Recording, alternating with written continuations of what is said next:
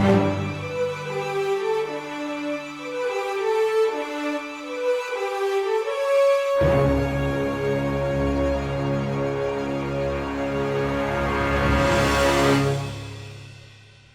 name is Makira Settle, and I'm from Asheboro, North Carolina. I'm a singer, songwriter, recording artist, dancer, aspiring therapist, and aspiring motivational speaker. I sing all genres of music, I study all genres of music, and I focus on Christian and gospel, being that I focus most of my energy towards ministry. And as far as dance, I do all genres of music again, but I do focus on the Christian/gospel, so I do lyrical and liturgical dance. As far as therapy goes, I'm focusing on clinical mental health and motivational speaking. I want to speak to all ages and all genders, all nationalities, all over the world. I do not discriminate, and I do not have a set group that I would like to speak to. I want to motivate and help all people. I started dancing and singing when I was a little girl. As I tell most people, I was singing before I could talk, and I was dancing before I could walk. My mother, she had dance groups in the church, in the community, in the schools. She had choirs and groups in the church, the community, and again the schools. And everything that she had, I tried to be involved in all of it. I may not have liked it at the time, but I did everything. I sung in all of her choirs, I danced in all of her dance groups, I followed her footsteps, and I danced and I sang because I saw my mom dancing and singing. So growing up, I learned that music is actually a gift from God, and He gave me these gifts so that I could do His work here on earth. So I started taking my singing and my dancing a lot serious because I wanted to do what He had created me to do, which was to dance and sing and help the people that He has put on this earth and bring them closer to Him through my music ministry. Some experiences that I have had in my life that motivated me and pushed me. When I was younger, I auditioned for the X Factor, The Voice, and American Idol, all for singing, of course, and they all told me no. Now, growing up, I was very competitive. I always succeeded. I was always winning. I always gave the best so that I could get the best. So when I received these no's, it kind of crushed me and knocked me back a couple of notches. But eventually, I had to turn that into motivation, because without failures, I can't appreciate my success.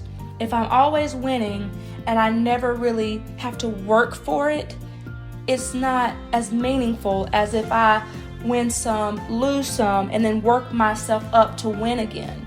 So I learned that failures cause me to appreciate my successes.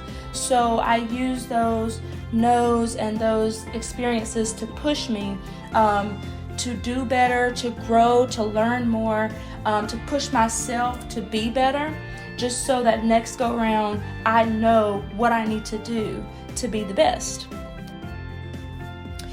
A lot of people tell me that I have a different sound when I sing, and some people tell me that I move like none other, or I dance like none other.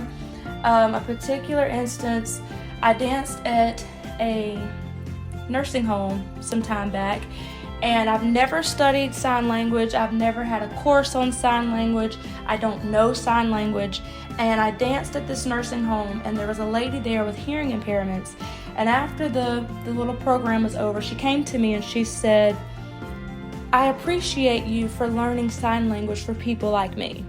And I said, "Well, ma'am, I've never taken sign language. I don't know sign language." And she said, "Everything that you did when you were dancing, I understood it." And from that moment on, I changed my entire outlook on dance. So now when I do things, from the breath that I take to the moves that I do, everything has to have placement and everything has to have a meaning behind it, because I don't know who's attached to that specific dance, and I don't know who's attached to that specific song. So I have to make sure that everything is meaningful, which makes me kind of stand out from the other dancers or the other singers. My goals for the future, I want to travel the entire world singing, dancing, speaking, counseling, all of that. I want to go everywhere that I can to do all the things that God has created me to do. I also want to open my own dance studio, and I want to open my own counseling and wellness center. And I want to continue to write and sing and release music to help others. In the community, I try to do as much as I can as far as sharing my gifts. If they ask me to dance or sing, I try to always say yes, and I try to always be there.